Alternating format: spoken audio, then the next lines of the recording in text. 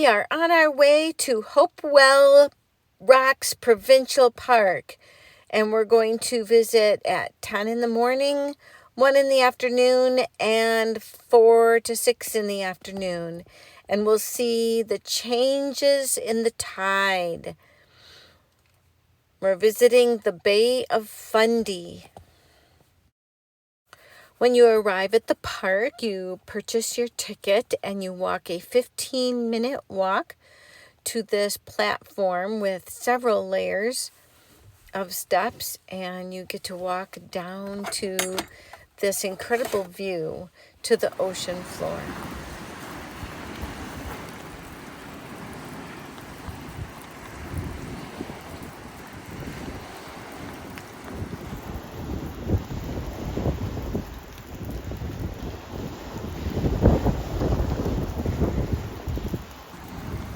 This is the Bay of Fundy in Nova Scotia.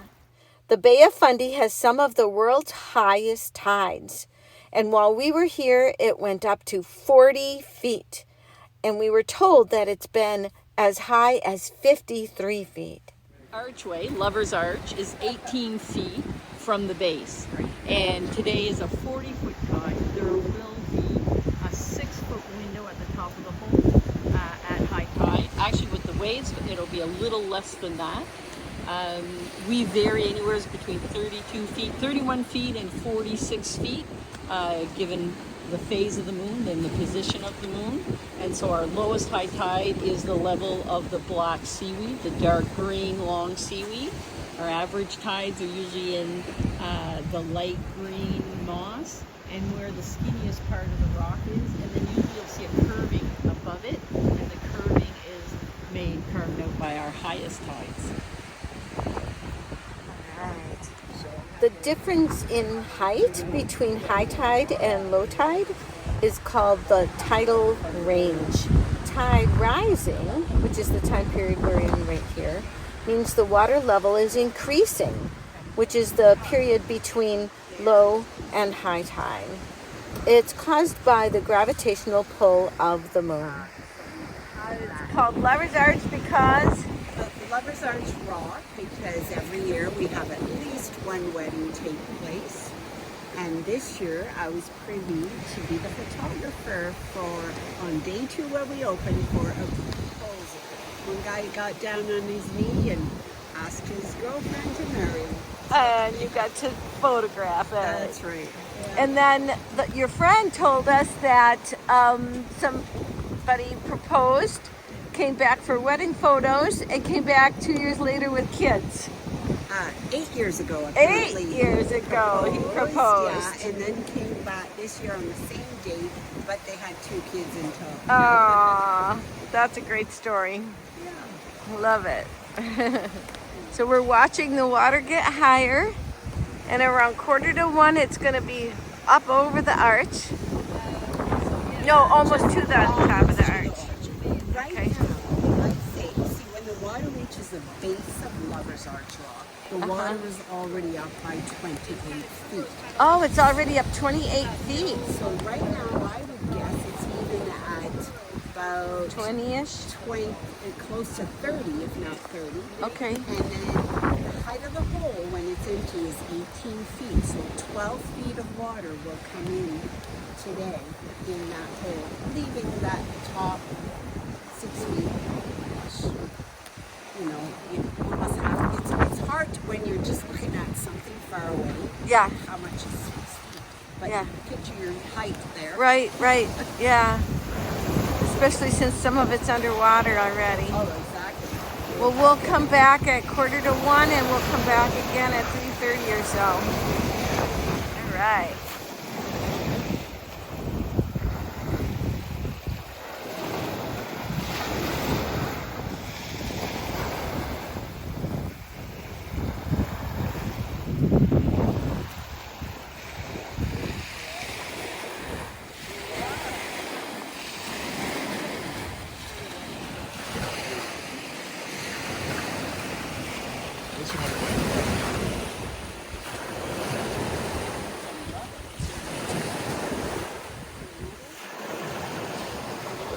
Here it comes. tide is coming in, getting closer and closer. We had to move over here on the other side of this rock because we were standing over there, but the water's going to come in. We'd be stuck. So here we are for a few minutes.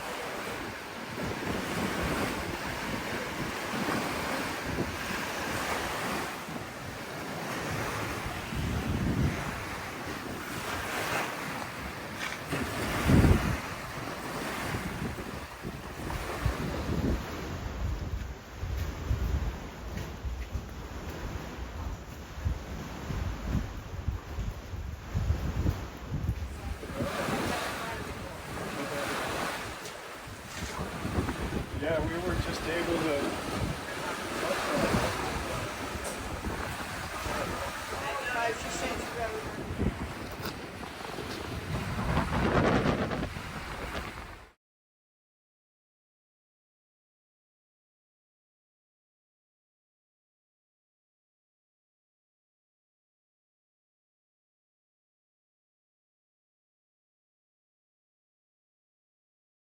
The sign read, "Imagine 160 billion tons of water moving in and out of the bay twice every 25 hours.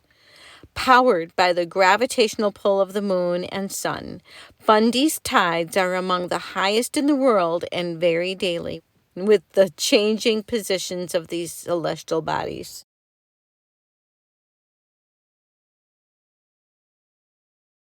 After watching the tide rising for about an hour or so, we left to go eat lunch. When we came back, it was just before 1 o'clock, and the tide was at its highest level, which on October 21st, 2025, was 40 feet. So the water is all the way up to this cliff now. If you remember from the earlier pictures, we were walking down there, and now the water goes all the way up. No walking there right now, but in 6 hours we'll come back and we'll be able to walk it again.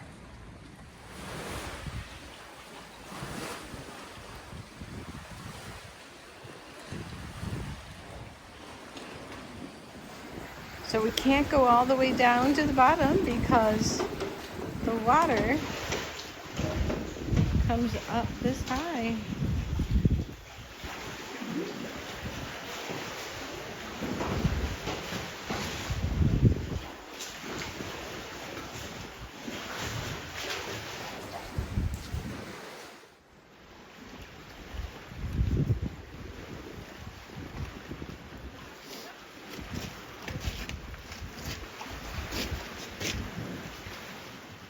At 12:47 p.m. the water was at 40 feet, and at 1:11 p.m. it was 39.7 feet.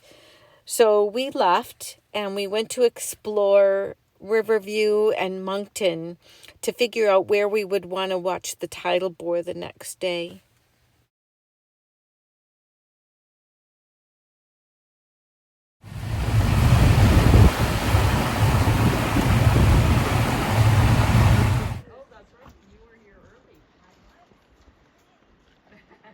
Now it's back down. So now we get to go for our walk, see more of the cliff edges. And where there was water, there is none.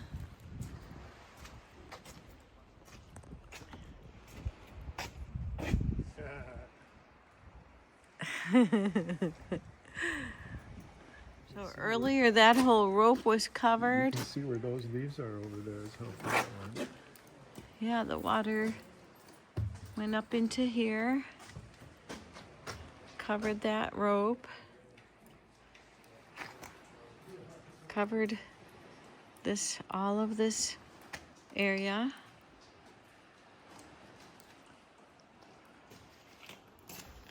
And it'll stay out like this until the next time it comes back in. So if low tide is the level of water, it takes 28 feet from low tide line to get to the bottom of the arch, and then another 12 feet add to the bottom of the arch gets you the 40-foot tide.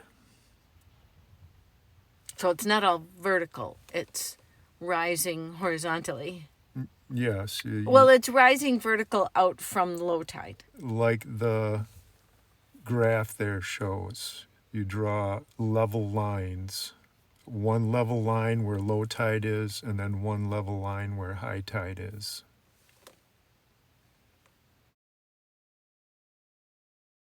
So not only does the tide rise 40 feet vertically, it also recedes almost 2 football fields horizontally back out toward the ocean. So here you can see the start of that happening in these pictures where there was ocean a couple hours ago, we are now walking on the ocean floor. It's pretty cool.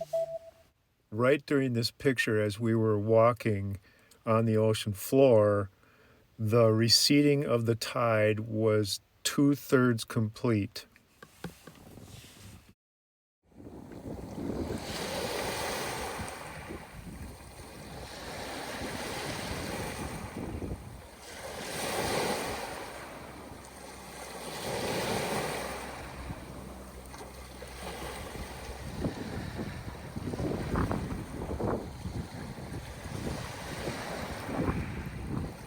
As we walked along the beach, we watched this rock and the one that you can see in the water back there. And it was interesting to see how in a few minutes the water backed off away from these rocks.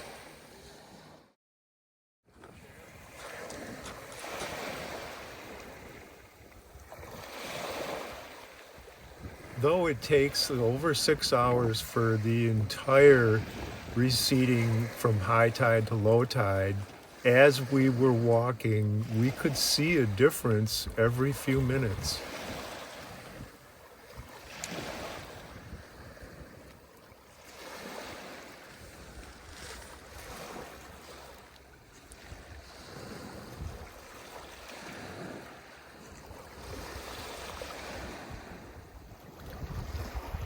So we're walking along looking at cool things like this.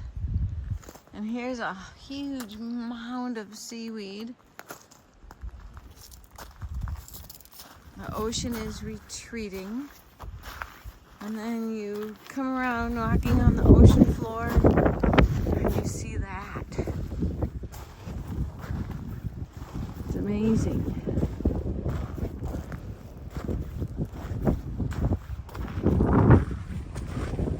Just amazing. And then you find, in one of the caves, you find the love of your life. that. I think I'll bring him home with me.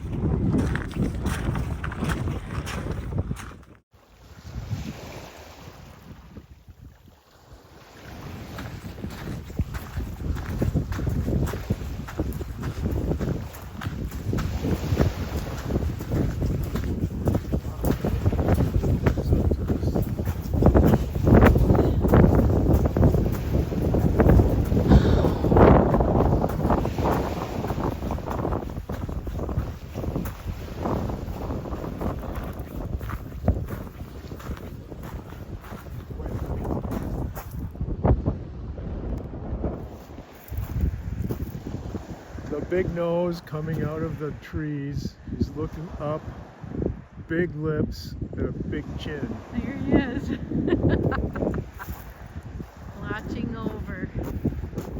watching over the Bay of Fundy. This place is so beautiful. And because the ocean is often right here, you can't see it until the tide goes out.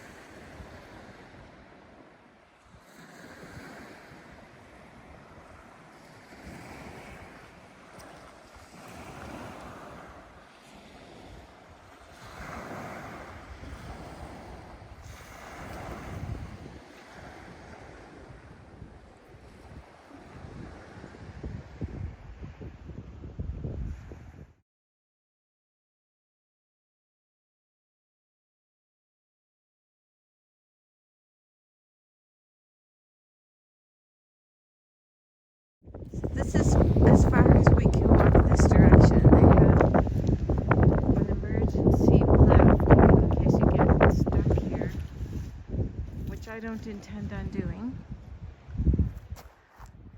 And now we're gonna head back the other direction.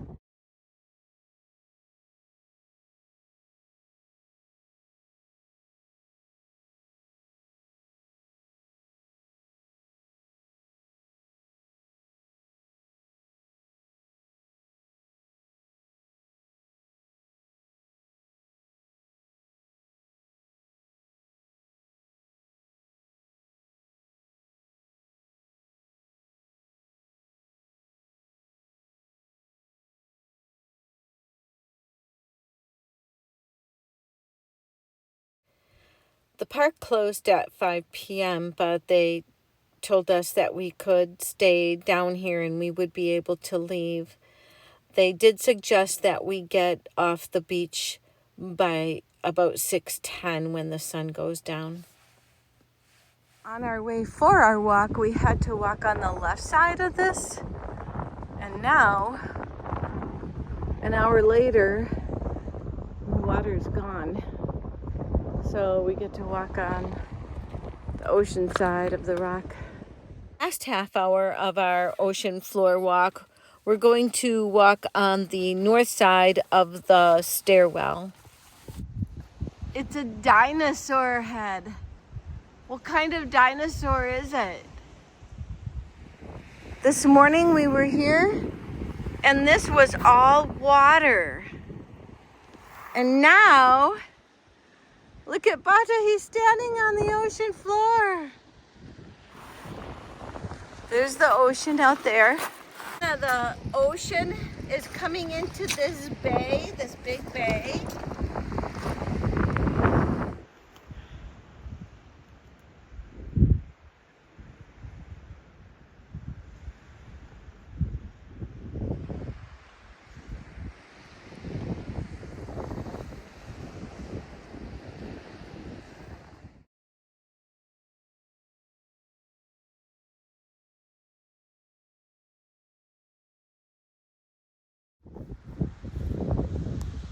looks like that's the end of the bay.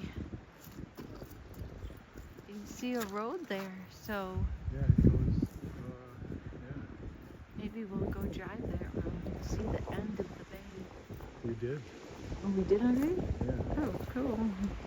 that's. And this is the Bay of Fundy, and the ocean is that away. And our walk here is done. Well, almost done. We have to go back over there and climb those steps.